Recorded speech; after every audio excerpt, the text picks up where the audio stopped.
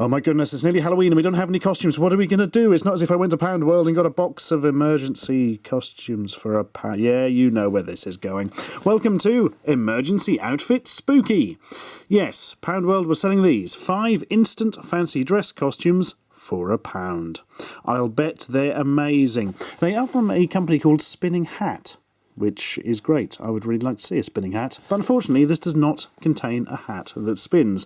Instead, we have Emergency Outfits Spooky. Are there also other ones? Emergency Outfits Police Impersonator? No idea. Emergency Outfits Bank Robbery?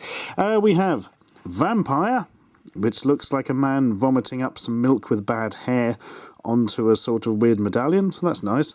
Witch, which is a lady with a bob haircut who has broken her own neck after trying to sew her chest up.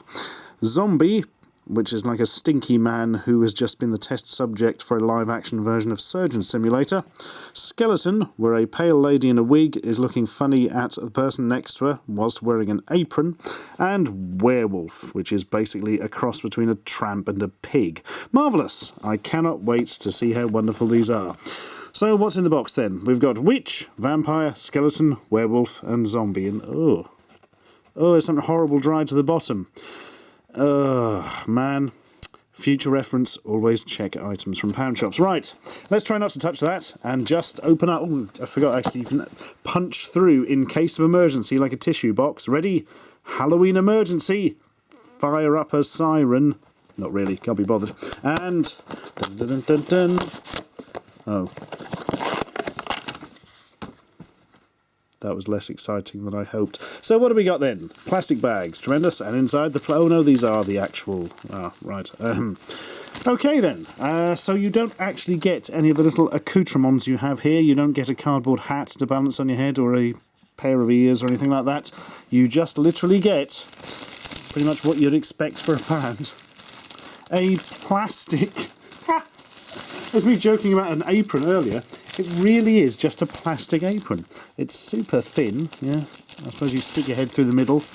And you've got, wait for it, Vampire.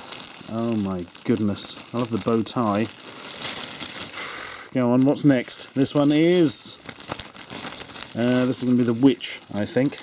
Although it could frankly be anything from this. Something slightly gothy is the end of it. What is that? Oh, it's a potion in there. I thought it was an iPhone or something at first. What was this? Fashion Witch. We now have... This is the Surgeon Sim style zombie thing going on, isn't it? Yep. I see. So the sort of bright green is apparently the flesh, and the white is a shirt, and the red is guts, and I don't really know anymore. The amazing thing is, these won't be hard to put in a bin bag, because they're kind of half bin bags themselves. They've just got holes in them. The skeleton one is pretty basic. We're talking late 80s t-shirt basic. And finally, Werewolfy Tramp. I'm going to have to try one on, aren't I? This is the only one I haven't screwed up, so it's going to have to be this one. Go on, quick peek at it. Oh my god, that's a werewolf, apparently. Right, what does it look like on? Well, that was something of a disappointment, even for £1. I was hoping for some fake plastic teeth, or cardboard teeth, or just a pen to draw teeth on your face with or something. Anyway, after that disappointment, I'm pleased to say we do have a little something extra. The bad news is it's probably going to be even worse. As is traditional, the Silver Skull appears at Halloween and talks about films for some reason. This year I gave him a tenner and told him to go and watch Annabelle, and this is what he came back with. Halloween tidings to you all from me, the Silver Skull, who has returned after another year in absentia. For another seriously, I've done nothing all year. It's been a bloody nightmare since Nighthead and Declared. We had that one Dr. Pepper thing, that was the lot. Anyway, movies. Ashens gave me £10 and said, go and see Annabelle, which is like a horror film about a doll or some bollocks, and then tell us what you think of it. I'm going to be honest, I didn't go. It was a sequel to some film I haven't seen, and I saw the trailer and it looked bloody terrible. They got like this scary doll and it's running around and we're all going, jump scare, jump scare. I mean, why is the doll? so ugly and scary anyway. Who would make such a scary doll? If you saw it, you'd throw it in the fucking fire, and that'd be the end of it.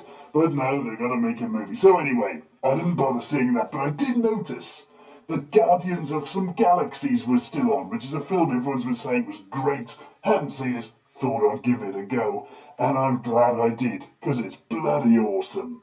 Right, it's about this bunch of ragtag misfits who are grouped together to save the galaxy. But the twist is, they're all like crazy looking aliens, except the leader, who is a handsome white male, because, Hollywood. Anyway, the other ones, there's a green super powerful melee ninja bloke, there's a green super powerful melee ninja woman, there's a big talking rat, and one of those tree monsters from Lord of the Rings, only smaller.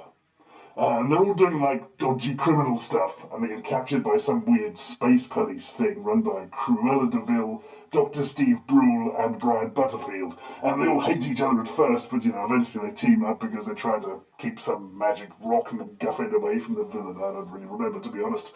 The villain's okay. He's like some blue fella with a big hammer. He's got black face paint. But he's not like the real top villain. That's some pink guy with a funny chin who's like sitting on a floating toilet or something. I think they're setting him up for another movie. He didn't really do anything. Anyway, all the Guardians misfits bring like different things to the team, just as you would expect. There's this smart-ass, douchey, pretty boy guy called Scrub Lord or something, and he's got like guns and gadgets and a magic mask that lets him breathe in space or some bollocks. The tree is like super strong and it can regenerate. The rat thing is a genius engineer and a total psycho. The green guy is really strong and really stupid. And the green woman is incredibly underwritten. I mean, seriously, she doesn't do anything except but roll her eyes at the men pissing about. And then she has a fight at the end against some blue robot woman who's even more underwritten than she is. I mean, seriously, if they edited the blue woman out of the movie, it would make no difference to the plot at all. But interestingly, she is played by Doctor Who's companion, and not the old ginger one, not the new rubbish one. Right, so once you get your head round the fact that, despite how it looks, it's not an ensemble piece at all, and is actually all about Scrub Lord and his dead mum and stuff like that, then you can just sit back and enjoy it. And there is a lot to enjoy. There's all sorts of crazy spaceship stuff, and there's like weird locations, freaky characters, and there's like this blue guy with a red stripe on his head who can like control his deadly arrow thing by whistling. I mean, how cool is that? And it's really funny. Genuinely really funny. There are loads of gags in it. They nearly all land, which is amazing for a movie of this type. So yeah, it's great. Seriously great. I give it 7 hats out of 3 bells. Look, I don't know how rating systems work. Subscribe for more.